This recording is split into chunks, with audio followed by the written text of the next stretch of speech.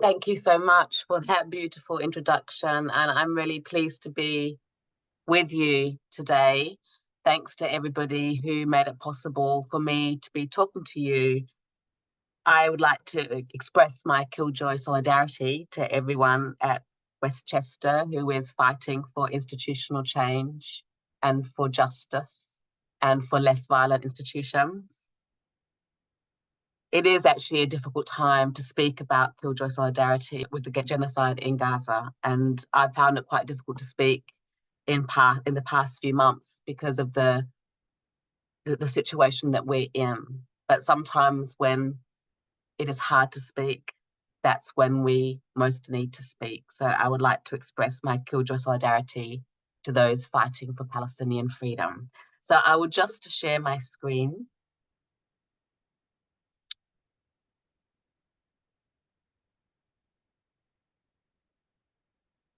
I've been writing about feminist killjoys for some time. I have been a feminist killjoy for much longer. I've recently published a handbook for feminist killjoys, Traveling with Them, Charting the Journey. Charting the Journey is, in fact, the title of a Black British feminist classic published by Sheba Feminist Press back in 1988. It includes an interview between Audre Lorde, Gail Lewis, and Pratibha Parmar. In that interview, Lorde comments on the title. She says, "Charting the journey, that's what you mean, isn't it? How do we get from there to here? What you chart is already where you've been. But where we are going, there is no chart yet. We are brave and daring, and we are looking ahead." The story of how the feminist killjoy arrives is one that takes us back, telling us something about where we have been. But to go back over that story can still lead us to unexpected places, also to unexpected people, those we have yet to face. Writing the handbook gave me the opportunity to reflect back on my own intellectual journeys, to ask more about when and how the feminist killjoy turned up in my work, to consider how they might have already been there before I gave them that name. The feminist killjoy first appeared as a figure in my 2010 book, The Promise of Happiness. And in that book, that figure, the feminist killjoy, was given a chapter, and I'm not sure that she was too happy about that. Since then, I have been writing more about feminist killjoys, and I've been profoundly touched by letters from readers about what finding the feminist killjoy has meant to them. And one of the joys of writing the handbook was quoting from some of these letters, bringing the voices of readers into the text. So in today's lecture, I'll share with you some of what I've learnt from traveling with feminist killjoys, from bringing the voices of killjoys into the work, from hearing those voices in the world. If going back over the story of the feminist killjoy leads us to unexpected places, I think that's partly because of who we find along the way. So why write a handbook for feminist killjoys? Although I've written about feminist killjoys before, I think of the handbook as the first time I've given them a book of their own. So why is their book a handbook? For me, a handbook is a hand, a helping hand, an outstretched hand, and also a handle, how we hold on to something. It is my hope that the handbook will be a helping hand for those of us who are fighting against inequalities and injustices of many kinds. We need helping hands and also handbooks because the costs of that fight are made so high. Being a feminist killjoy can take a lot out of us, but it can also bring to us moments of clarity and illumination. So in the handbook, I offer killjoy truths, which I also call hard-won wisdoms, killjoy commitments, killjoy maxims, as well as killjoy equations. Some of these began their lives as ordinary sentences in earlier books of mine, and I hope to sort of sharpen them, make them bolder. In the handbook, I also offer some Killjoy survival tips. And yes, my first tip to surviving as a feminist Killjoy is to become one. To become a feminist Killjoy is to hear yourself in history. A history can be a handle. It can help to know that where we are, others have been. One student wrote to me, I'm a feminist killjoy. I didn't know these two words described everything I've ever been all my life. Feminist killjoy can be another way of describing yourself and of being yourself, and there can be creativity in description.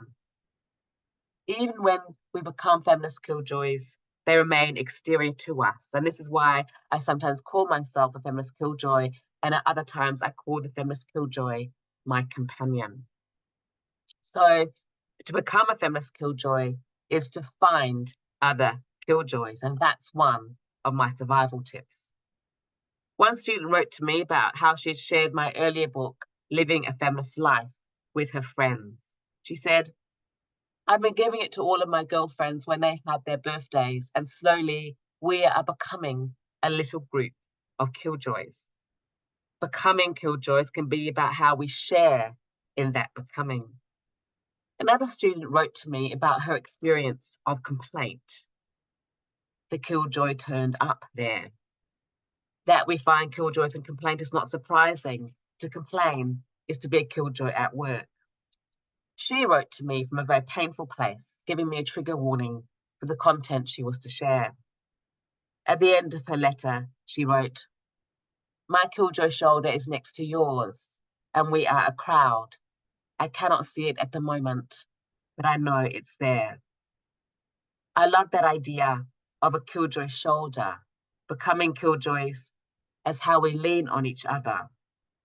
Even when we cannot see a killjoy crowd, or perhaps especially when we cannot see it, it helps to know it's there. And I think that's one of the reasons I wrote the Feminist Killjoy Handbook, to say, we are here. So I just want to share with you, before we move on, some of what has been shared with me. I call them Killjoy mementos, as I've been traveling with feminist killjoys. I think of the many Killjoy cards given to me by students, each of them very precious to me. When I left my job in protest at the failure of my university to deal with the problem of sexual harassment, students gave me a card thanking me for my act of political warfare. Another class of students made some badges, which they then turned into a poster, which I now have on my wall. One former student, Victoria Bennett, who I taught many years ago in women's studies at Lancaster, knitted me some Killjoy mittens. She wrote to me later, saying that she hoped they were keeping me warm. Another PhD student, Morgan Conti, gave me a Killjoy pin. We can end up wearing our arguments. I say in the handbook, as a note to self, that there is more to being a feminist killjoy than wearing a t-shirt, even though, as you can see, I do have t-shirts. But sometimes these t-shirts can be a snap, what we say or how we feel when we encounter each other wearing the same one. When I shared a photo of a Killjoy t-shirt on social media, someone tweeted that they didn't have a t-shirt, but they did have a feminist killjoy tattoo. There are so many ways we adorn ourselves with our words and our work. And we assemble our survival kits, our Killjoy survival kits. These are two shared with me by Shayran Yu Fries, made by students on her Women, Gender and Sexualities class. And more recently, Tammy Burke and her Feminist Theory seminar blanketed their campus with Killjoy truths. Finding other killjoys is a survival tip, yes. But it's also a method, a life method, a research method, a way of reading text, of recovering histories, of connecting with people at a party, of surviving institutions, of writing on their walls, and of creating spaces for ourselves. So the handbook is a collection of our stories of becoming feminist killjoys. Many of these stories begin around tables, the family table, the dinner table, the meeting table, the conference table. Let's say you are seated around that table having a polite conversation. Perhaps someone says something offensive. You might try not to react, but the person being offensive can tell that you're not happy with what is being said. So they say it more. They say it again. And you can feel yourself getting wound up by somebody who is winding you up. Eventually, you might snap. A snap is a moment with a history, and then you come out with it. You say you have a problem with what they say, and you might give that problem its name: ableism, homophobia, sexism, racism, transphobia. But then you become the problem. You might be told that you're being divisive or difficult, that you've ruined the dinner or the atmosphere. It is as if the problem wasn't there until you made it be so. Killjoy truth: to expose a problem is to pose a problem. One way of dealing with the problem is to stop people from talking about it, or to make the people who talk about it go away. If the people stop talking about the problem, or the people who talk about it go away, it might then be assumed that the problem has gone away too. To become a feminist killjoy is to refuse to concede by letting the problem recede. We make a commitment, which I think of as the core feminist killjoy commitment. I am willing to cause unhappiness. I think I became willing to cause unhappiness because of what I learnt from causing it. Let me take you to another table, back to the academic year, 1994-95. It's my first year as a lecturer in women's studies. I'm in the top room of the fanciest building on campus. We're seated around a large rectangular table. The meeting is for the approval of new courses, and I'm there because I have a new course on gender, race, and colonialism being considered. Most of the courses are approved without much discussion. When my course comes up, a professor from another department begins to interrogate me, becoming angrier as he went on. And he went on. I was there seated at the same table as he, a young woman, a person of color, the only brown person in the room. The word in the course description that triggered his reaction was a relatively uneventful word: implicated. That I had used that word was a sign, he said, that I thought colonialism was a bad thing. He then gave me a lecture on how colonialism was a good thing. Colonialism as modernity, that happy story of railways, language, and law that is so familiar because we've heard it before. I now think of this as a killjoy encounter, not because I spoke back in response to what he said when he said it. I did not. But because I could hear from his reaction that what I was doing was speaking back by refusing to tell that story, that happy story of imperial progression.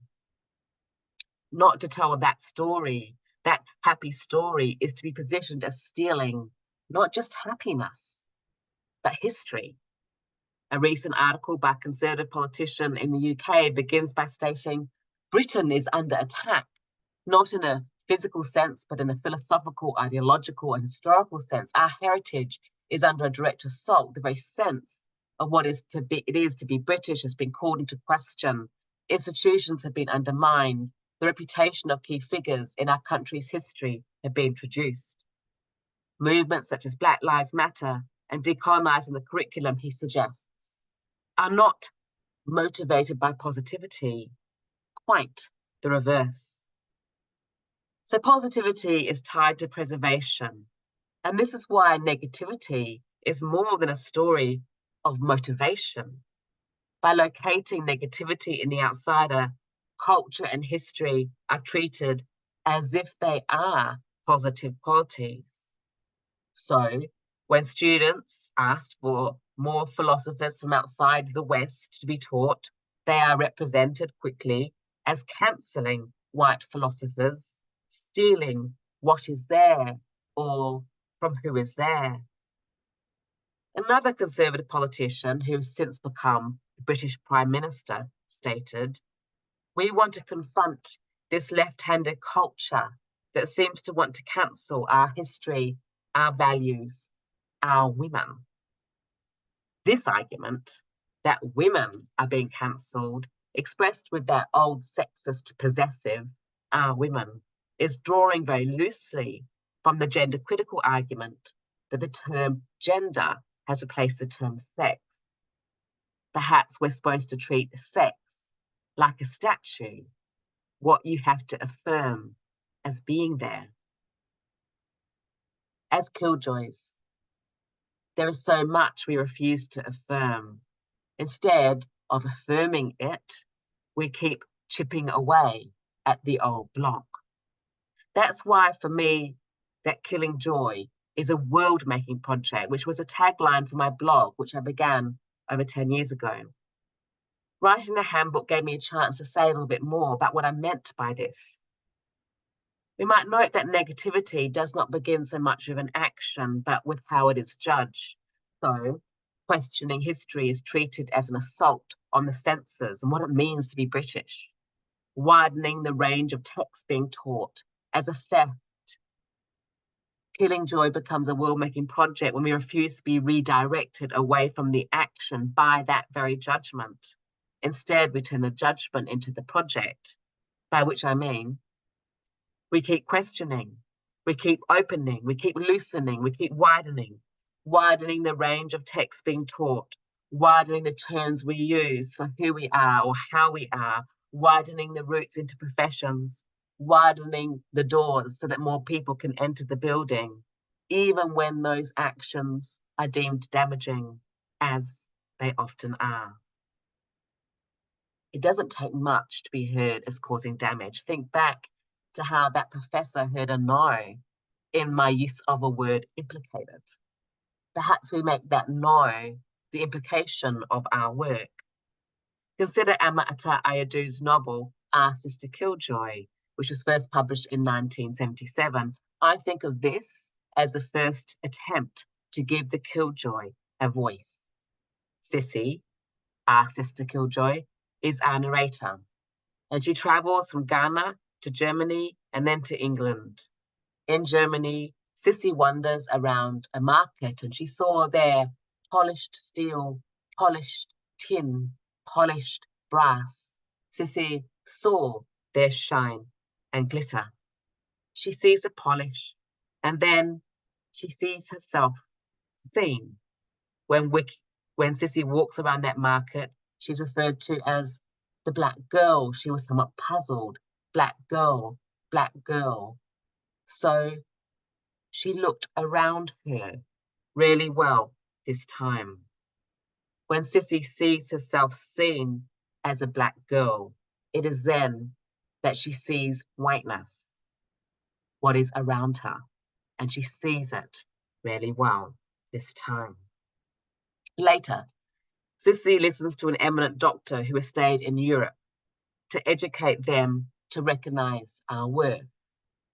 Sissy asks, by them, does he mean white people? And he says, well, yes. Sissy can hear the violence of that yes, and because she can, we can. Some end up having to polish themselves in order to be considered worth something, make themselves more palatable, appearing grateful, smiling, as shiny as the objects that Sissy saw in the marketplace. Shiny, to polish, as to shine, to improve, to make presentable. Think of diversity, that polished surface, how people of colour might be asked to smile for their brochures, our smiles becoming a sheen. I noted earlier that Feminist Killjoys first appeared in my 2010 book, The Promise of Happiness. It was, in fact, doing empirical research into diversity that inspired me to write about happiness. One practitioner described diversity as a big shiny apple. It all looks wonderful, but the inequalities are not being addressed. So I've described diversity as institutional polishing, how organizations create a better reflection of themselves, a shiny, glossy image by what they do not address, by what they appear to address. To polish, to make something smooth and shiny by friction or coating, to see to one's appearance or to refine or improve. In the UK, polishing is a national pastime. Empire is told as that polite story of well-mannered colonizers.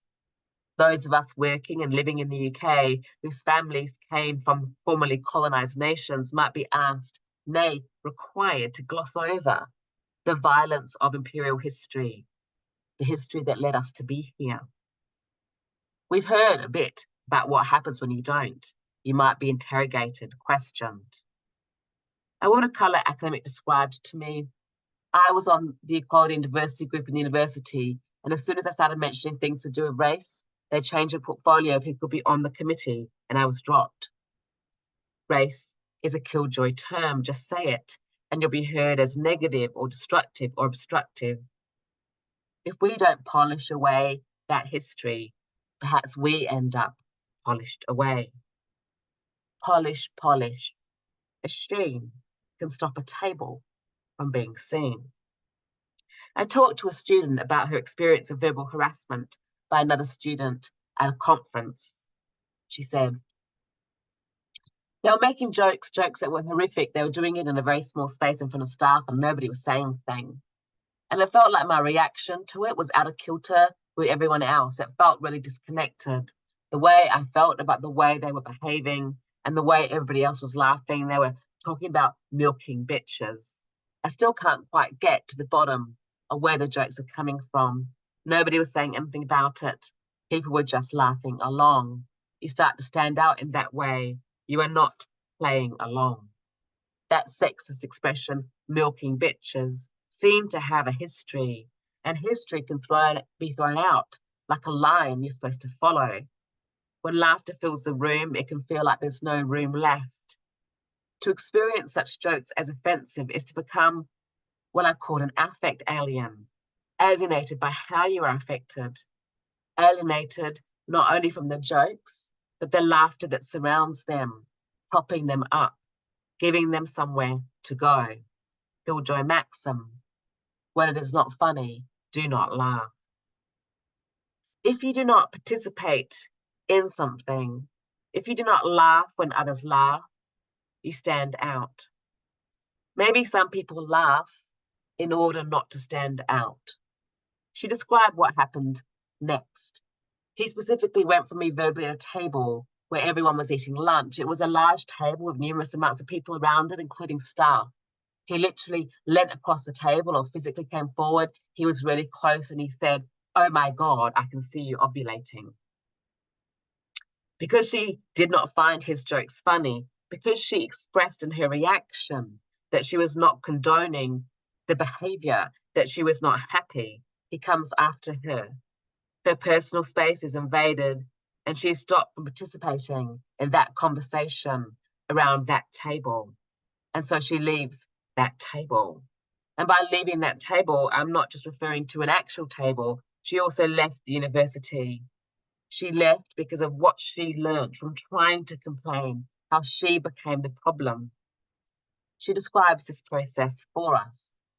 I lost my rose-tinted glasses, the way I saw those spaces being a place of excellence. I thought they were welcoming of difference. I'd worked really hard to get to that space. When you come from the kind of background I have, no one had been to university to do a degree. If she'd seen the university through rose-tinted glasses, it is because they were handed to her. Diversity is what you see when you see through the glasses a happy table, a shiny table, creating the impression that everyone can participate in the conversation. To see the table is to see through the shiny reflection to what it does not show, who it does not show. So the table itself comes into view when we don't have a seat at it or when we are alienated by the conversation around it. So perhaps then when we become killjoys around the table, the table itself becomes what we notice. Who gathers, who does not. Think of Sissy. She notices whiteness of what is around her because of how she is seen. It is then that she sees through the sheen. Killjoy equation. Noticing equals the feminist Killjoy's hammer. Perhaps when we notice the table itself becomes our object, our philosophical object, even. Of course, the table was already a common object in philosophy. In fact, tables appear everywhere in philosophy. So, for example, the analytical philosopher Bertrand Russell opens a problem of philosophy, his classic text, with the example of the table, asking, how do we know that the table is real? He returns to that table again and again until the familiar table, which has become a problem full of surprising possibilities. The table becomes interesting. But by the final chapter of the book, the table disappears. It's not mentioned at all. And this is not surprising because the table was only there to provide an example, so it points elsewhere. When we become feminist killjoys around the table, we're not simply conversing about it or pondering the nature of reality through it. So, if philosophers withdraw from something in order to inspect it, the killjoy becomes a philosopher, a queer kind of philosopher, inspecting something because we are withdrawn from it. You might be alienated by the conversation around the table, or you might be invited to have a seat at the table because you are the topic of conversation. Is it a real table? How do I know? Are you real? How do you know? Interrogated because of how you appear. You keep being questioned. You are being made questionable. Where are you from? Where are you from? No, really. Killjoy truth. For some, to be is to be in question. I talked to a trans student of colour who made a complaint about sexual harassment and transphobic harassment from their supervisor, who kept asking them deeply intrusive questions about their gender and genitals. These questions were laced in a language of concern for the welfare of the student, predicated on judgments that they would be endangered if they conducted research in their home country. When they complain about this, what happens? They describe people were just trying to evaluate whether he was right to believe there'll be some sort of physical danger to me because of my gender identity, as if to say he was right to be concerned. The same questions that led you to complain are asked because you complain. And these questions make the concern right, or even into a right to be concerned. So much harassment today is enacted as a right to be concerned, a right to be concerned about immigration as citizens, a right to be concerned about sex-based rights as adult human females, and so on.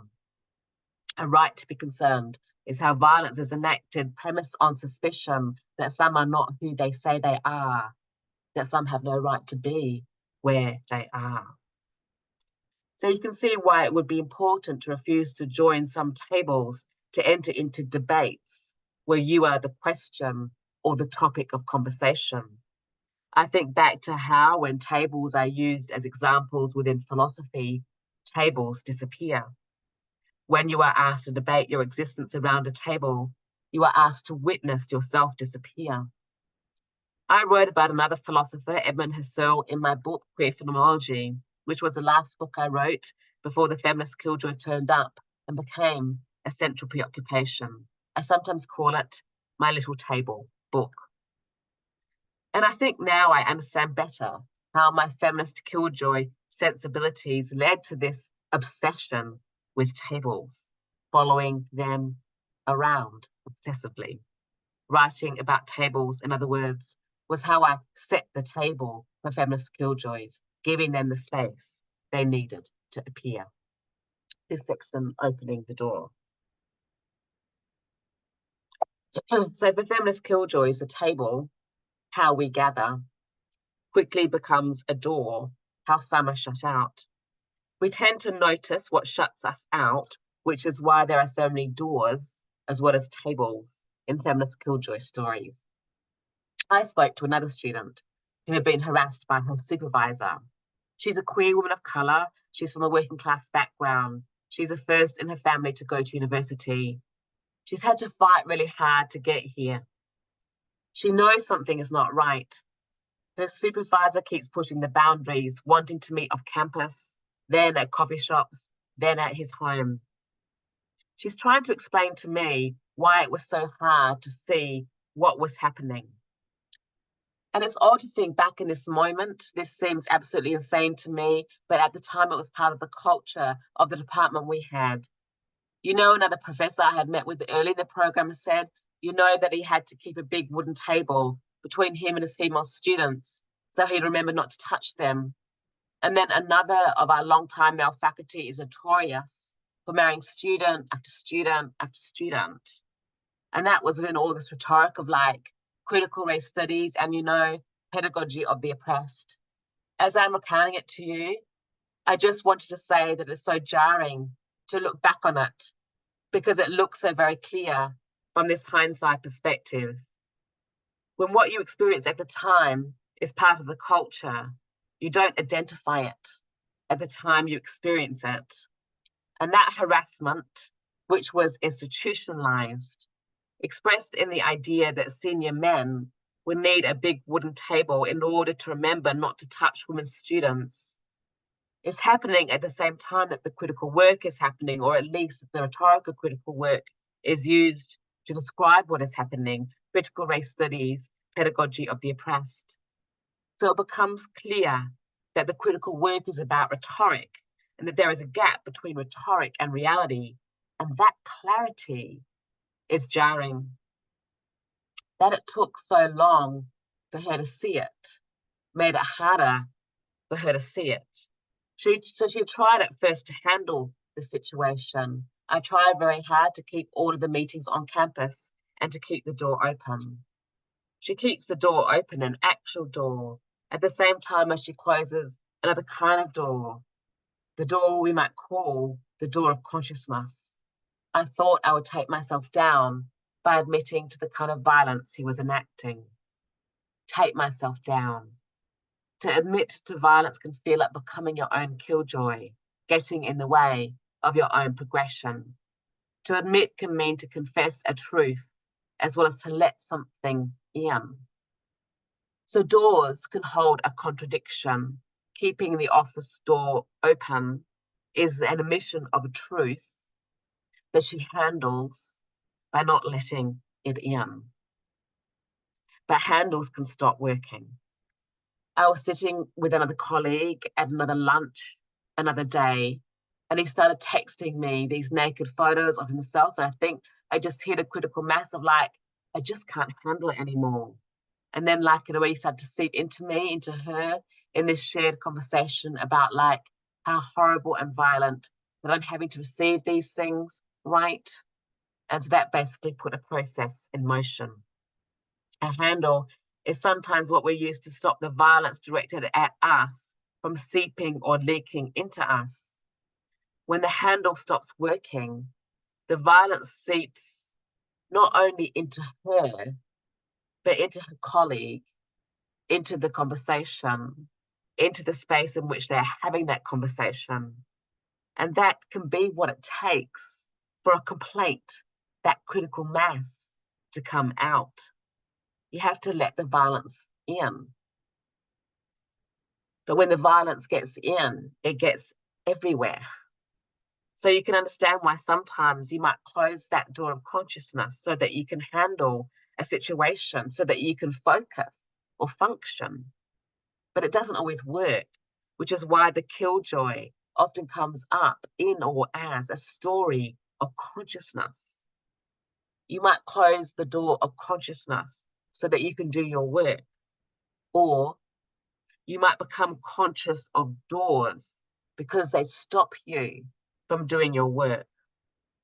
I talked to a disabled academic about how she had to keep booking, how she had to keep complaining because they kept booking rooms that were inaccessible, because they kept booking rooms that were inaccessible. Killjoy truth. We have to keep saying it. because they keep doing it. And she described what it was like to do this work. I worry about drawing attention to myself, but this is what happens when you hire a person in a wheelchair. There have been major access issues at the university. She spoke of the drain, the exhaustion, the sense of why should I have to be the one who speaks out? You have to speak out because others do not, and because you speak out, others can justify their own silence. They hear you. So it becomes about you. Major access issues become your issues. And you can end up feeling like a broken record, as if you are stuck on the same point. And once you are known as someone who says it, you don't even have to say it. You just have to open your mouth in meetings and eyes start rolling. I call that a Killjoy equation. Rolling eyes equals feminist pedagogy. So she has to keep hammering away. When noticing is a hammer, it is often what you keep having to do. She noticed the doors that made the rooms inaccessible to her. She probably also noticed that the people who could open the doors do not notice that they were not accessible to her. But she also learned how people kept not noticing the doors by seeing her as the one with the problem for pointing it out. It can be exhausting to have to keep hammering away at the doors, not just actual doors, but the doors of other people's consciousness. And so, more doors are shut by how some people are made responsible for opening them, for making institutions more open or more accessible. That's why to be Killjoy at work is to see through diversity, represented often not only as a shiny table, but an open door, a welcoming address. Minorities welcome. Come in, come in. Killjoy truth. Just because they welcome you, it doesn't mean they expect you to turn up. Or perhaps you turn up only to find that you're not welcome. In my book, What's the Use? On the Uses of Use, I explored what I called queer use, how things can be used in ways that were not intended, or by those for whom they were not intended. The birds turn a postbox into a nest. This is admittedly a rather happy and hopeful image, perhaps not a typical image for a Killjoy to show, because usually to queer use, to open up spaces to those for whom they were not intended, you had to do more than just turn up. Remember the woman of colour who was dropped from the diversity committee for mentioning things to do with race? Another time she was writing a paper for a special issue of a journal on decolonising her discipline. She received feedback from a white editor. The response of the editor was, needs to be toned down, not enough scholarly input to back up the claims they're making. Basically, get back in your box, and if you want to decolonise, we'll do it on our terms.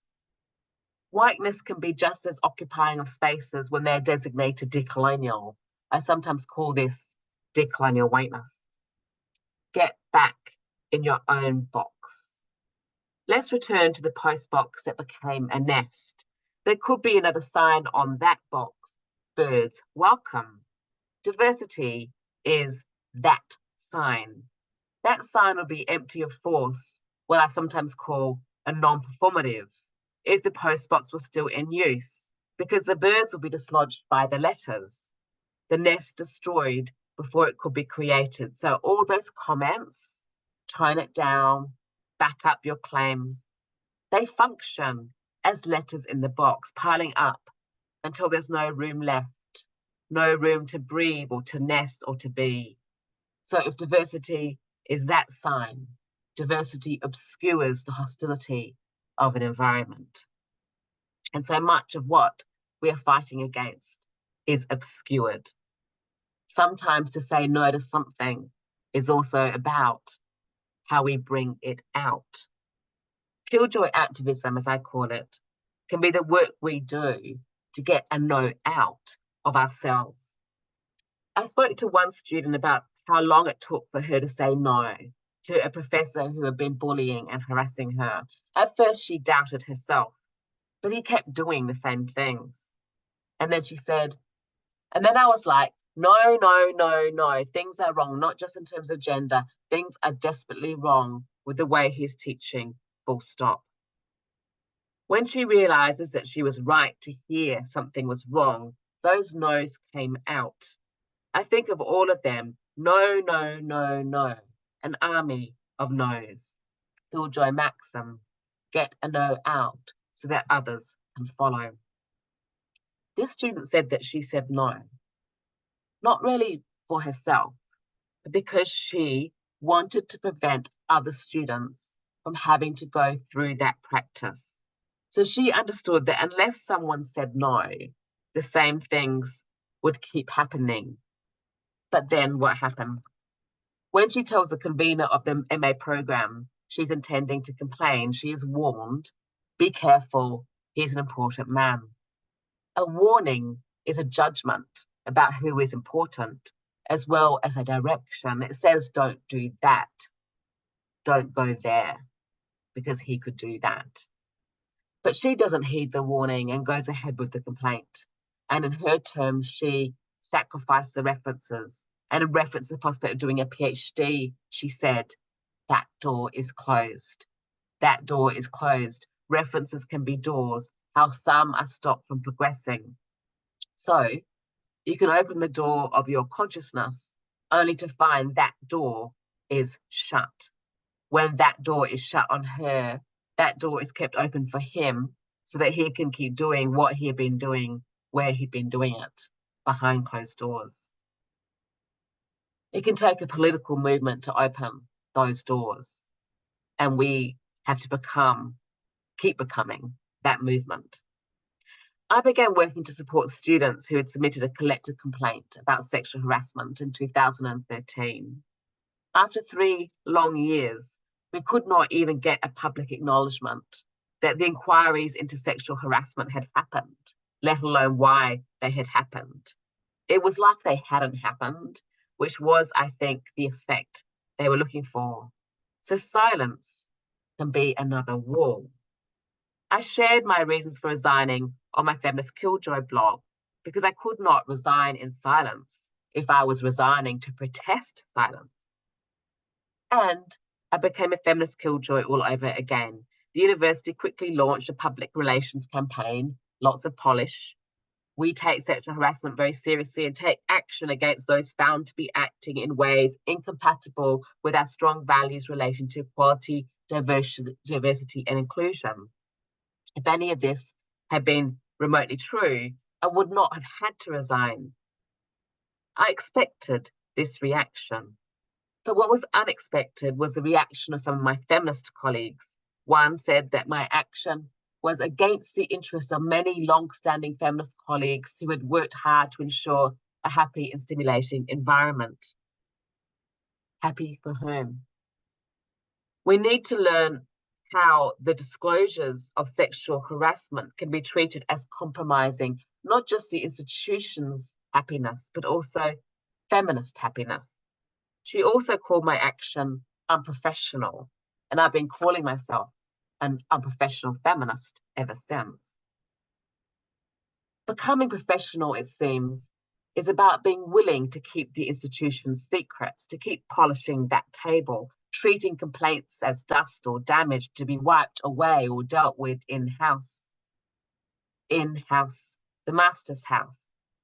Audre Lorde told us this would happen. Audre Lorde told us that those who are resourced by the master's house would find those who try to dismantle it, or those who just question what he's doing in there threatening.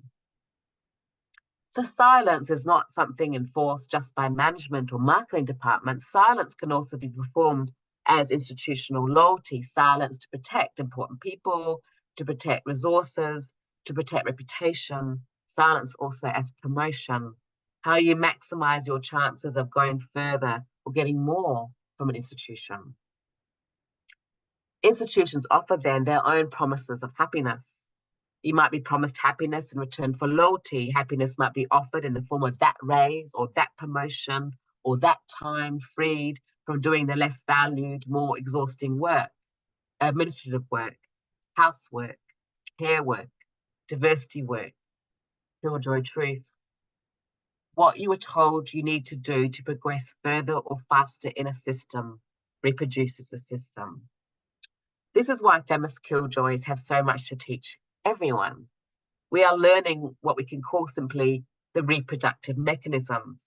If you say yes, you're willing to polish the table, to keep the complaints secret. If you say yes, you're more likely to progress. I spoke to another woman of colour academic who'd experienced bullying and harassment in her department. She told me how she was not supported by a senior white feminist professor who was the head of another department. She said, it's easy to be radical on paper, but in reality, it's quite different. Her politics were to do with advancing her career and nothing to do with changing the landscape for women. Maybe the door is open to some of us on condition we shut that door behind us. Shutting the door can be about stopping other people from getting in. Shutting the door can also be about how violence remains behind that door, unseen. This might be why the feminist killjoy can be so profoundly threatening. She holds up another kind of mirror, reflecting back what some have denied in order to get somewhere. She contains not just our own killjoy truths, but also often other people's too. Radical on paper. Killjoy activists know all about paper feminists. But if we can be feminists on paper, we can also be paper feminist killjoy. Feminist killjoys as a way of appearing in public, loudly proclaiming what we are against, but not behind closed doors. Not when we are called upon to give our support to someone making a complaint about harassment, for instance. It is too easy to adopt the killjoy, to claim her, to write through her or as her, without changing what we do. And I'm saying this to myself. This is another note to self. There is more to being a feminist killjoy than saying you are one. There is a risk in repurposing any term which begins its political life as a negative judgment. The risk of using the feminist killjoy more is that she does less, becoming easier to adopt. Another woman of colour academic wrote to me, there's another man on my campus who has been the subject of complaint from women who has a feminist killjoy sign on his door. When one of the women he'd harmed told him that seeing the sign on his door after everything he'd done made her uncomfortable, he filed a civility complaint against her to the chair. I don't know how any of this is possible. I don't know how any of this is possible, but I know that we need to know that it is possible. We might need to say no to that, and perhaps channeling the energy of Sterling Yanzi and Mona Atahawi, with their willingness to be rude, to swear and shout loudly, take the feminist killjoy sign off your fucking door. Of course, they might take it off only to turn it out, put it on a placard, take it out to a march against the violence they enact behind closed doors. When our work is not over, nor is the risk of appropriation. These are hard lessons, but they are our lessons. And so we say no to that. But to say no can be to end up with nowhere to go. In other words, that no can become a door. When a no is a door, that violence does remain behind closed doors. So if becoming a killjoy can stop people from getting somewhere or getting through, we need to find ways to stop people from being stopped. Ways, in other words, of sharing the costs of killing joy. Some people can't afford to say no. If so, then we have to find ways to get their no's out. I noted earlier that when I shared my reasons for resigning in public, my action was treated by my institution and some former colleagues as damaging, but that was not the most important consequence. I began to receive messages from many different people telling me about what happened when they complained. I heard from other people who had left their posts and professions as a result of a complaint. So one story coming out can lead to more stories coming out. Killjoy equation, a leak equals a feminist lead. In becoming a leak, I became easier to find. I think of how after I left, students put words from my work, Killjoy words, on the wall. Yes, they were taken down, but they cannot stop them from having been there. So to get the words out is to get them to others. And that is why we need poetry. In an interview with Adrian Rich, Lord describes how she was sickened with fury about the acquittal of a white policeman who had murdered a black child, that she had to stop the car to get her feelings out, to express herself. Sometimes we have to stop what we are doing to register the impact of violence. What came out was a poem Lord called Power. And in that poem, Lord uses an image of what poetry is not. Poetry is not letting our power lie limp and useless as an unconnected wire. To stay connected is to let the violence travel through us. Lord uses words like electricity, snap, snap, sizzle, keeping connections alive. Sometimes then, to express yourself, you need to let loose, and we can turn that too into a maxim. We loosen not just ourselves, our words, getting that note out, but also the machinery, the nuts and the bolts of institutions. Just create a small opening, and so much can come out of those institutional closets we sometimes call filing cabinets. So much comes out because of how much is buried here. And we too can be buried here because what institutions shut in is the same thing sometimes that we shut out. That's how our Killjoy truths can end up under their lock and key. We need to get these truths out, not just of ourselves, but out of institutions, out of that box. I think of a conversation I had with an Indigenous student who'd made an informal complaint about white supremacy in her classroom. She knew she would get into trouble, but she was still willing to do that. She became, in her terms, a monster and had to complete her PhD off campus. She said that an unexpected little gift was that other students knew you were out there and could reach out to you. And she said that twice, an unexpected little gift. In saying no, you keep a history alive. You do not let go. Sometimes you hold on by passing it on. I talked to a disabled student about how hard it was to get anywhere when she made a complaint about the failure of the university to make reasonable accommodations. She told me about a very difficult meeting. She felt the walls coming down. But then a file suddenly appeared. A load of documents turned up on the student union's fax machine, and we don't know where they came from. They were historical documents about students who had to leave.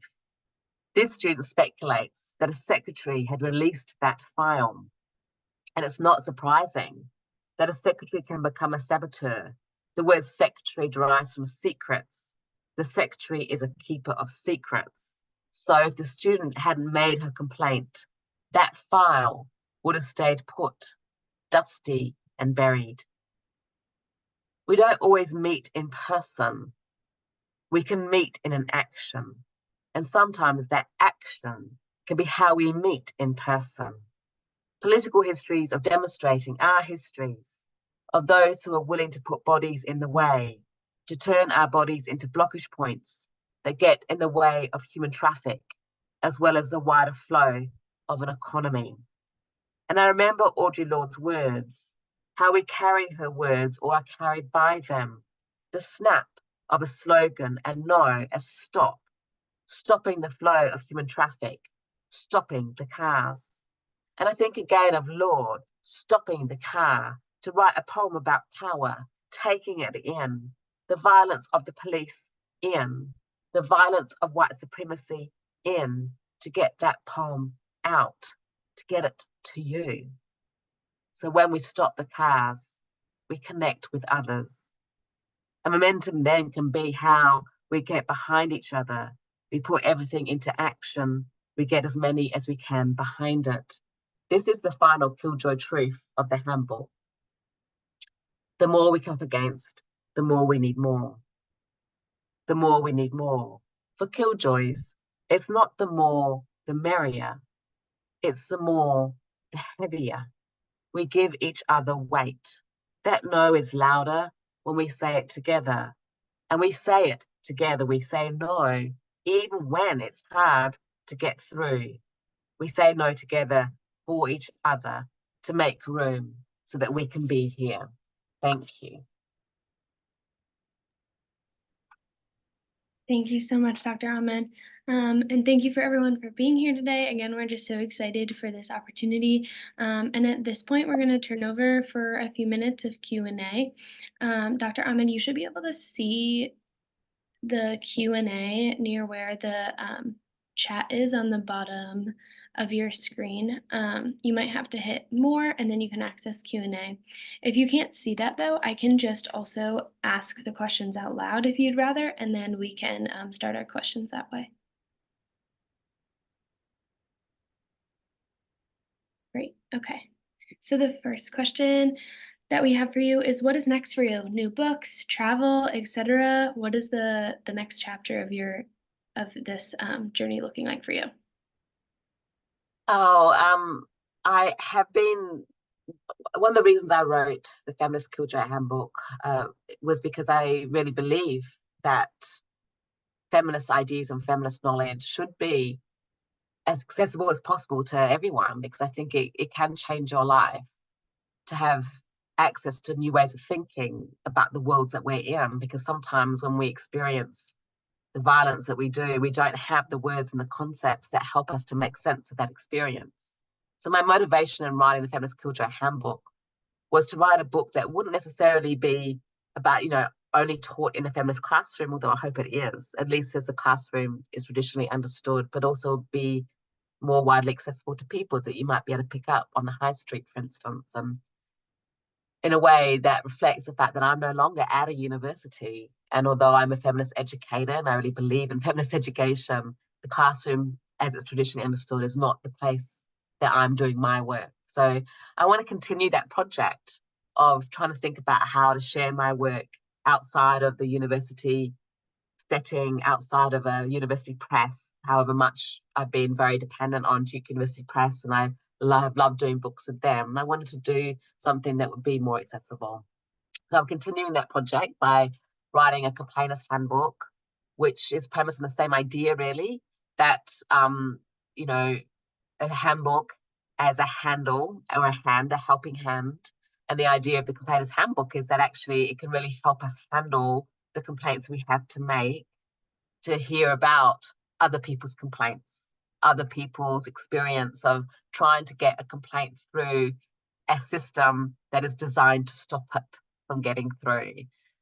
So I wrote a book called Complaint that drew on my research on complaint that was published by Duke University Press. But that book was very much set within the university and was about the work of trying to transform the university, while this book will let my own stories that I've collected from universities, it will bring them into dialogue of other people's stories, whistleblower accounts, memoirs, stories that have been generated by the work of investigative journalists. So they'll bring them into companionship so that we can begin to think about what are the lessons of this work for people working across different workplaces, not just in university settings, but elsewhere.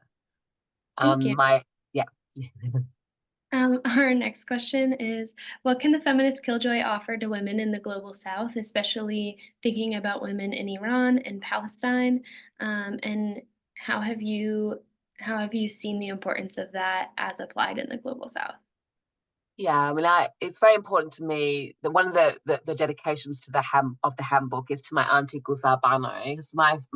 My background is at Pakistan, and my auntie Muslim feminist Gulzar Bano was a poet and an activist and a Killjoy inspiration. So a lot of the ideas that I have about feminism, as well as being a Killjoy, and we didn't use those words, but Gulzar taught me to stand up for what you believed in and to be willing to assert yourself, even if what you believe in goes against what your family or community told you should think or do.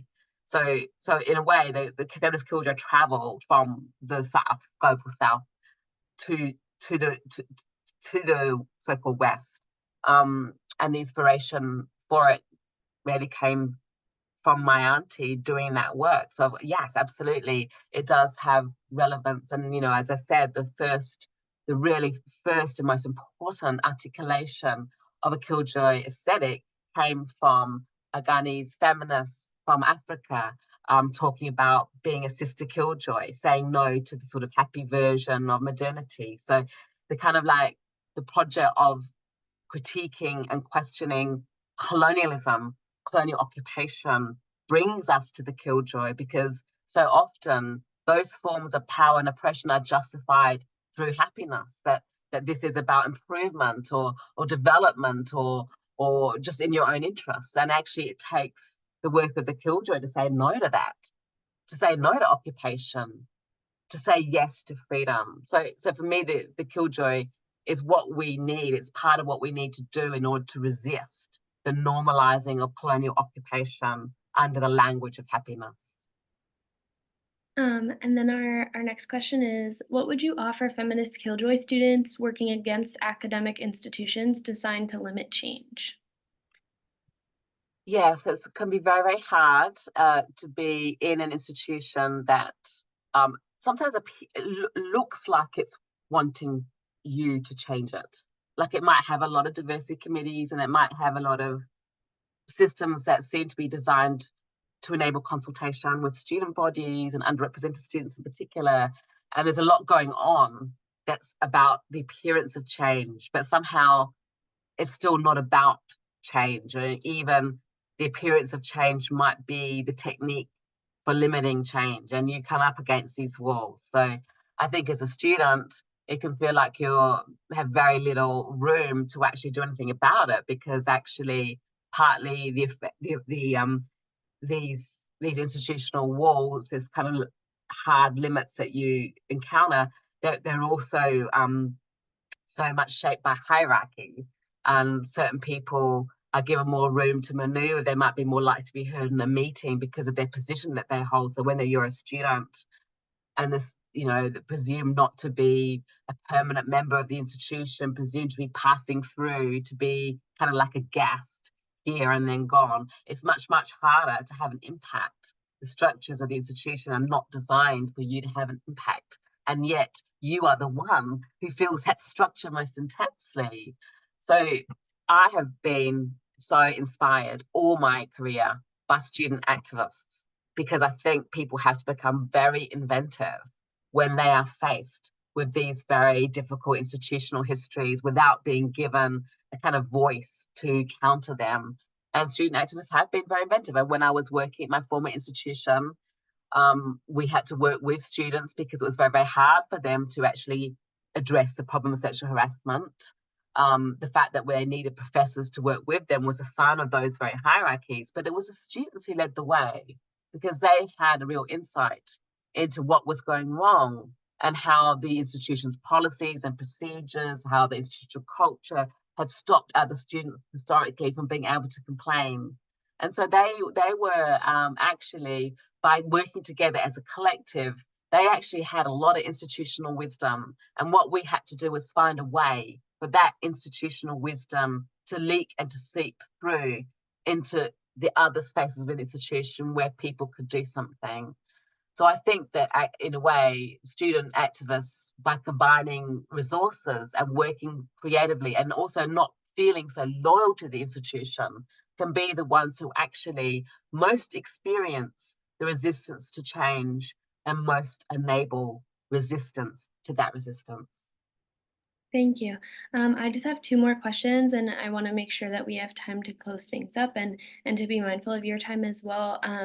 The next question is, it just says, firstly, I adore your work and I'm grateful for everything you do. What is your recommendation for a killjoy in a place with no others? How do you find the courage to be the only person to start going against the grain? That's a very important question, and it's a difficult question. I think that it can feel so lonely and so isolating. And I think a lot of people, when they feel like they're the only one, might make a decision strategically for your own well-being or survival not to say anything or not to do anything, and it reminds you that sometimes the capacity to speak out or to articulate your resistance depends upon having support systems, people who you can go to, who can back you up. So a lot of the work, I think, actually of making the Killjoy kind of activist principle is the work of creating support systems so that people do not feel that to speak out is to make themselves so vulnerable. But that doesn't really answer the question of what do you do. I think one of the things that makes me think of is how you might assume how sometimes being on your own can be something that you might assume but not necessarily be the case. So I have heard stories of people said that, they heard about killjoys, but that in their own institution, they didn't really think there were any, or in their own department, there weren't any. But then when they began to sort of talk a little bit, not necessarily about the killjoy as a figure, but just talk a little bit about what they wanted to say or do that was not, endorsing the institutional line or the departmental line, other people began to go to them. Because sometimes it just takes putting a little word out there, like a little no, like a baby no, really quiet no, and somebody else can hear that no, who might themselves not be quite so convinced that the institution is a good and happy place. And then there's a kind of way in which you find each other through that. So I think that it's helpful to not think that because you don't know about other killjoys being there, it doesn't mean that they're not there. They might be there. And sometimes the work is to find a way of finding them. It might be that at this institution that you're at, like there are just none. That's it, because the institution has disciplined or removed those who might otherwise embrace the kind of politics or refusal of the institutional logics. And then I think the support that you get comes from elsewhere. And, a lot of the most interesting and important work within universities happens not because the university enables that work, but because some of us enter into the universities that were not intended for us and bring with us other histories, our communities, our sites and sources of radical inspiration. So you find your killjoy support somewhere else, not in the institution or necessarily maybe even in your family or your neighborhood, but in a friend or in somewhere else, or even via social media or networks. You find someone somewhere. Also, you might read books. I was a very lonely, shy child growing up. My friends were animals and not people. But my main way of finding kind of companionship and connection, not subconsciously as a killjoy, but there was a killjoy there, I'm sure, was through books, was through finding books that gave a voice to those experiences that made the killjoy as a figure in the first place such a source of connection. So sometimes if you can't find it where you are, the books that we pass around, they matter for that reason. They give us killjoy companionship. I love that, and I think, for me, that Killjoy space for me ended up being here at this university, and so I really appreciate that concept of, like, you will eventually find those people. Just because you don't know them right away doesn't mean that they don't exist.